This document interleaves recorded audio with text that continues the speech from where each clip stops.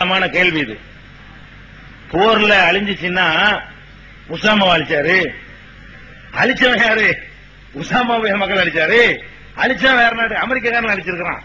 அதை வழங்கிக்கணும். முதல் விஷயம் என்னன்னு கேட்டா, நான் ஏற்கனவே சொல்லியிருக்கேன், ஜிஹாத் புனித போர் என்று சொன்னால் நியாயத்திற்கும் அநியாயத்திற்கும் நடக்கிற யுத்தத்திற்கு பேர் தான் புனித போர்னு சொல்றது. இப்ப அமெரிக்காவுடைய வர்த்தக மையம் தாக்கப்படுது, உலக வர்த்தக மையம் தாக்கப்படுது. தாக்கப்பட்டுச்சுன்னு சொன்னா என்ன செய்யணும்? அமெரிக்காவுடைய சட்டப்படி அந்த நாட்டில் வழக்கு தொடரணும் ஒரு குற்றவாளியின் மீது. அமெரிக்காவுடைய நீதிமன்றம் அவர் தான் குற்றவாளி என்பதை சந்தேகத்துக்கு இடமில்லாம நிரூபிக்கணும். அவன் நாட்டு சட்டப்படியை நிரூபிக்காம நடந்து முடிஞ்ச ஒரு மணி நேரத்திலேயே இன்னார்தான் சொல்லி என்ன செய்யறான்? அவன் அறிவிக்கிறான் அமெரிக்காக்காரன். இது அப்பட்டமான ஒரு திட்டமிட்ட ஒரு சதிங்கிறது நமக்கு விளங்குனதுல. ஒரு காரியம் நடந்தா கொல்கத்தாவில் தாக்கி இருக்கிறாங்க, யாரு என்ன விசாரிக்கிற இந்தியா போலீஸ் விசாரித்து கண்டுபிடித்து காரணங்களை வச்சு இன்னார்தான் சொல்வது விஷயம் வேற. இவங்க என்ன செய்யறான்? அமெரிக்காக்காரன் தாக்கல் நடந்து ஒரு மணி நேரத்துல உசாமாவுடைய வேலை அது என்கிட்ட ஒப்பட.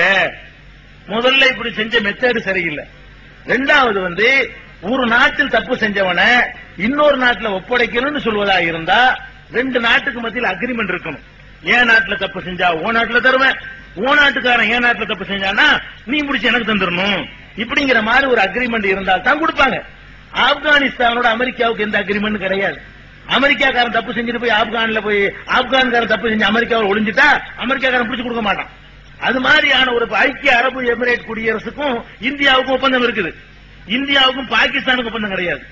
இந்தியாவில் தப்பு செஞ்சவன் அரபு நாட்டுக்கு போனா அரபு நாடு பிடிச்சு கொடுத்துரும். அரபு நாட்டுல தப்பு செஞ்சவன் இந்தியாவுக்கு வந்தான்னா இந்தியா பிடிச்சு கொடுக்கும். ஒப்பந்தம் இருக்குது. பாகிஸ்தான்ல தப்பு செஞ்சவன் இந்தியாவுக்கு வந்தா இந்தியா கொடுக்காது. இந்தியாக்காரன் தப்பு செஞ்சுட்டு பாகிஸ்தானுக்கு போனா பாகிஸ்தான் கொடுக்காது. ஏன் கொடுக்காதுன்னா இந்த ரெண்டு நாட்டுக்கு மத்தியில் ஒப்பந்தம் இல்ல. ஒப்பந்தம் இல்லாத ஒரு நாட்டில் போய்கிட்டு தாண்டு கேட்கறது இருக்குது, அதுவே சட்டவிரோதமான காரியம். அமெரிக்கா கேட்டது முதல் தப்பு. அப்படி இருந்தும் கூட ஆதாரம் தான் கேட்டாங்க. இவன் ஆதாரம் கொடுக்கல. ஆதாரம் ஒண்ணுமே கொடுக்க, சில படங்கள் புகைப்படங்களை தான் கொடுத்தானே தவிர அந்த ஆதாரம் எவ்வளவு பொய் பித்தலாட்டம் என்பதை உணர்வுங்கிற பத்திரிகையில நம்ம கிளீனா ஆதாரத்தில் எழுதிருக்கோம். என்ன ஆதாரம் கொடுத்தா அது ஆதாரமா இல்ல. அநியாயமான முறையில ஒரு எவிடன்ஸ் கொடுக்காம ஒப்படைன்னு கேட்கும் பொழுது அக்கிரமத்துக்கு கட்டுப்பட மாட்டோம்னு உறுதியா நின்றாங்க. பதவி போனாலும் சரி, அதிகாரம் போனாலும் சரி. சரின்னு முல்லா உமர் சொல்லியிருந்தாருன்னு சொன்னா உலகத்திலேயே ஒரு செல்வாக்கு மிக்க தலைவர் ஆயிருப்பாரு. கோடி கோடியா பணம் கிடைச்சிருக்கும். ஆப்கானுடைய பெரிய சக்தி மிக்க தலைவராயிருப்பாரு. உலகத்துக்கே தெரிந்த ஒரு பெரிய பிரபலமாயிருப்பாரு. அவரெல்லாம் விரும்பல. நியாய ஆதாரம் தான் கொடு, இல்லைன்னா நான் பதவி வேண்டாலும் இழப்பேன், எதை வேண்டாலும் இழப்பேன், கொள்கை விட மாட்டேன்னு நின்றார். அதனால அந்த உறுதி ஆச்சரியப்பட உலக வரலாற்றுல முல்லா முகமது உமர் மாதிரியான ஒரு உறுதியானவர்களை சரித்திரத்தில் சமீபத்தில் பார்த்தது இல்லை. இவ்வளவு பதவி ஆசைக்கு அது பண்ணாம, மிரட்டலுக்கு பயப்படாம, அதுக்கு பயப்படாம உறுதி அளிக்கிறார் ஒரு கொள்கையில. அப்ப அமெரிக்காக்காரர் இப்ப பாருங்களேன், அங்க இருந்து நம்ம நாட்டுல பார்லிமெண்ட் அடிச்சுட்டு போயிட்டாங்க. பாகிஸ்தான்காரன் அடிச்சுட்டு போனா இப்ப அமெரிக்கா என்ன செய்யணும்? என்ன செய்யணுங்கிற கொடுன்னு சொல்லணும்ல பாகிஸ்தானுக்கு. இந்தியாவை அடிச்சுட்டாங்க, பிடிச்சு கொடுங்க, நம்மள கொடுக்க மாட்டாங்க, சொல்ல மாட்டாங்க அமெரிக்கா. இப்ப பாகிஸ்தான் இப்ப நியாயம் இல்லைன்னு வழங்கி அமெரிக்கா. அமெரிக்காவுடைய கொள்கை எந்த நாட்டுல தப்பு செஞ்சாலும் பிடிச்சு கொடுக்கணும் இருந்தா அவ பாகிஸ்தான் இந்தியாவில் அட்டாக் பண்ணிட்டு போயிருக்கான அவனை பிடிச்சு கொடுண்டு இந்தியா தானே கேட்குது, அமெரிக்கான்னு சொல்ல மாட்டேங்கிறான். அந்த அமெரிக்காவுக்கு இந்தியாக்காரன் வழங்காம சப்போர்ட் பண்றான்.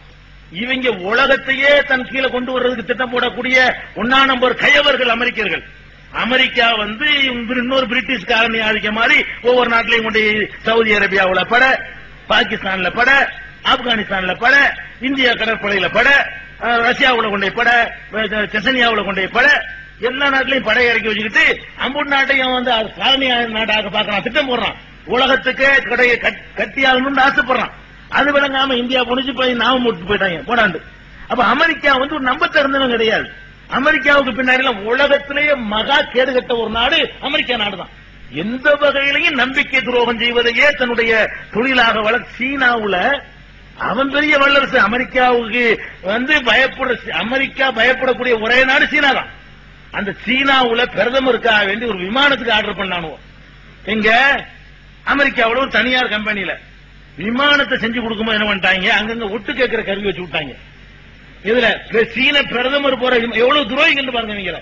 இவங்களை நம்பி விமானத்துக்கு ஆர்டர் கொடுத்தா விமானத்துக்குள்ள அங்கங்க சீட்டுக்குள்ள ஒட்டு கேட்கிற கருவி சின்ன சின்ன மைக்ரோ பட்டன் மாதிரி இருக்கும், அது தச்சு வச்சு போடுவாங்க. அது விமானம் பறக்குறது எந்த பக்கம் பறக்குதுங்கிறலாம் சேட்டலைட்டுக்கு போயிடும். அங்க இருந்து அமெரிக்காவில் உட்காந்து பார்த்துட்டு இருப்பாங்க. அங்க பேசுற பேச்சு எல்லாம் அமெரிக்காவில் உட்காந்து கேட்டுட்டு இருக்கலாம். ஒரு நாட்டை உளவு பார்க்கறதுக்காக வேண்டி நம்பி விமானத்துக்கு ஆர்டர் கொடுத்தா அதுல ஒட்டு கேட்கிற கருவியை ஒப்படைக்கிறானே மனுஷனா இவன் வந்து மதிக்கத்தக்க ஒரு நாடா? நம்ம நாட்டு கடற்படைய இங்க வந்து பெட்ரோல் போட வரணும் சென்னையில கொண்டு நிப்பாட்டிக்கிட்டு நம்ம ஹெலிகாப்டர் உழவு பார்த்துட்டு போறோம் சென்னையில. நம்ம உட்காந்து வேடிக்கை பார்த்துட்டு இருக்கோம், பலன் அனுபவிச்சுட்டு இருக்கோம். இவன் அந்த அமெரிக்காக்காரன உள்ள நுழைய வாசல திறந்தாங்க. பிரிட்டிஷார் வியாபாரியா தான் வந்தான், காலனி நாடு போச்சு. இதை இந்தியா லேட்டா வழங்கும். வழங்கல, ஒண்ணு வழங்கல. அமெரிக்காவை வந்து எதிர்ப்பதுல வந்து எந்த காம்ப்ரமைஸ் பண்ணக்கூடாது. அமெரிக்காட்ட ஒரு கடுகு அளவு கூட நியாயங்கள் எந்த காலத்திலும் இருந்ததில்ல. அமெரிக்காவை யார் எதிர்த்தாலும் அதுதான் நியாயமா இருக்குங்கிற அளவுக்கு இப்ப நிலைமை இருக்கு. அதனால அமெரிக்காவை எதிர்த்த ஒரு காரணத்துக்காகவே நியாயவாதி நான் பாராட்டுவேன். அதான் ஒண்ணு சவுதியில பாருங்களேன், அந்த நாட்டில் உட்காந்துக்கிட்டு வீணிக்கு அவனை போட்டு பொம்பளைய நடமாட்ட விடுவாங்க. அந்த நாட்டில் உட்காந்துக்கிட்டு அவனுக்குன்னு ஒரு சட்டம் இருக்குது. உன் நாட்டு ஆளை போய் உட்கார்ந்தீங்கன்னா அந்த சட்டத்தை கட்டுப்படணும். முந்த நாள் பாத்தீங்கல்ல, மினிக்கு அவனை போட்டு இனிமே பொம்பளை நடமாட போடாது அமெரிக்க பொம்பளை. அந்த நாட்டில் போய்கிட்டு வெளியேறிட்டான் நேத்து தூக்கிட்டு அமெரிக்கா படைய காலி பண்ணிட்டான் சவுதி அரேபியா. ஒரு அளவுக்கு தான் அவனும் பொறுப்பான். இப்படி எல்லா நாட்டையும் போய் சீரழிச்சு வீழ்ச்சி நோயை பரப்பி நாசக்கேடாக்கி எல்லாத்தையும் கெடுக்க குட்டிச்சவராக்குறது அமெரிக்காவோட திட்டம். அமெரிக்காவை மட்டும் நம்பிடாதீங்க. அதனால அமெரிக்காவை எதிர்த்த வகையில உசாமா செஞ்சதும் முல்லா உமர் செஞ்சதும் 100% கரெக்ட். அமெரிக்கா எதிர்க்கப்பட வேண்டியதுதான். முஸ்லீம் அல்லாத சகோதரருடைய கேள்வி. என் பெயர் என் எஸ் ரங்கசாமி. நான் இந்துவாக இருந்தாலும் இந்து மத கொள்கையை எதிர்ப்பவன். இஸ்லாத்து கோட்பாடுபடி அங்கு ஏற்றத்தாழ்வு இல்லை என்பது இஸ்லாத்தினுடைய கருத்து. இருந்த போதிலும் இந்து மதத்திலிருந்து மதம் மாறுகின்றவர்களுக்கு இஸ்லாத்தில் தனிநிகர் அந்தஸ்து தரப்பதில்லை என்று புகார்கள் வருகின்றது. குறிப்பாக இந்து மதத்திலிருந்து கலப்பு திருமணம் செய்கின்ற நண்பர்களுக்கு சரிநிகர் அந்தஸ்து தரப்பில் என்பதாக தகவல். அடுத்து தாங்கள் வரதட்சணை ஒழிப்பு விஷயத்தில் உயர்த்தி கொடிபிடிக்கின்ற நீங்கள் பெண்கள் விஷயத்தில் ஒரு முரண்பட்ட பதில். நண்பர் கோவிந்தராஜ் கேட்ட பெண்கள் விஷயத்தில் கோ எஜுகேஷன் இஸ்லாம் திட்டம் எதுக்கிறது என்று சொல்கிறீர்கள். என்னுடைய சிறு கருத்துப்படி ஒரு பொருளை எட்டி என்று பார்ப்பதால் தான் ஆவல் அதிகரிக்கின்றது. எல்கேஜி முதல் பட்ட வகுப்பு வரை கோ எஜுகேஷன் தொடர்ந்தால் கட்டாயமாக பாலியல் பலாத்காரம் கூடுவதற்கு வாய்ப்பும் இல்லை, வசதிகளும் இல்லை. இதற்கு பழங்கால உதாரணங்கள் நிறைய உண்டு. இதற்கு தங்களுடைய இஸ்லாத்து கோட்பாடுபடி தகுந்த பதிலை பார்க்கிறேன். அதாவது அவர் என்ன கேட்கிறாருன்னா, அன்புள்ள சகோதரர்களே, நிகழ்ச்சிக்கு போறதுக்கு முன்னாடி 2 முக்கியமான அறிவிப்புகள். இந்த ஏகத்துவ கொள்கையை தமிழகம் முழுவதும் எடுத்துச் செல்வதற்காக அனைத்து தௌஹீத் ஜமாத் கூட்டமைப்பு என்ற பெயரில் ஒரு அமைப்பு உருவாக்கப்பட்டு அது இயங்கி வருவதை நீங்கள் எல்லாம் அறிவீர்கள்.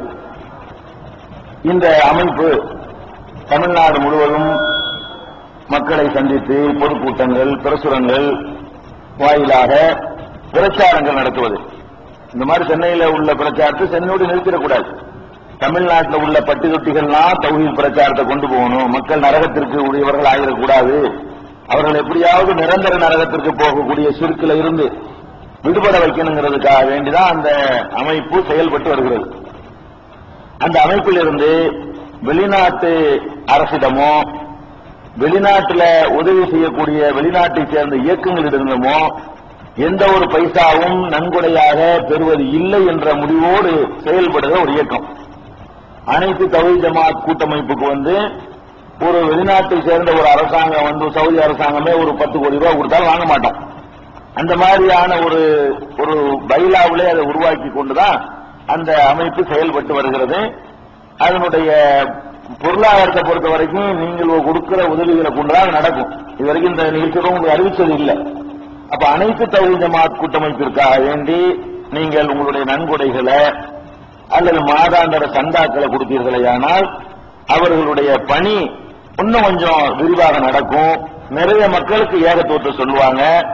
அதனுடைய கணக்குகள்லாம் முறையாக பராமரிக்கப்பட்டு வருகிறது. எப்ப வேண்டாலும் பொருளாளர் அன்வர் பாஷா அவர்களிடத்தில் நீங்கள் கணக்கு கேட்க